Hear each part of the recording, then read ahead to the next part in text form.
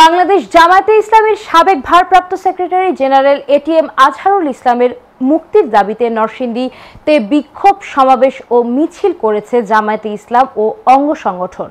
মঙ্গলবার বিকেল ৫টার দিকে বাংলাদেশ জামায়াতে ইসলামের নরসিংদী জেলার শাখার উদ্যোগে শহরের শিক্ষা চত্বরে এই বিক্ষোভ সমাবেশ অনুষ্ঠিত হয়। পরে সেখান থেকে একটি বিক্ষোভ মিছিল বের করা হয়। মিছিলটি শহরের বিভিন্ন গুরুত্বপূর্ণ সড়ক প্রদক্ষিণ করে নরসিংদী প্রেস ক্লাবের সামনে গিয়ে শেষ হয়। সদর জামায়াতে ইসলামীর আমির মাহফুজ ভূঁইয়ার সভাপতিত্বে প্রধান অতিথি হিসেবে বক্তব্য রাখেন বাংলাদেশ জামায়াতে ইসলামীর নরসিংদী জেলা শাখার আমির মাওলানা মোসলেহ উদ্দিন। বিশেষ অতিথি হিসেবে বক্তব্য রাখেন নরসিংদী জেলার জামায়াতে ইসলামীর সেক্রেটারি জেনারেল মাওলানা আমজাদ হোসেন।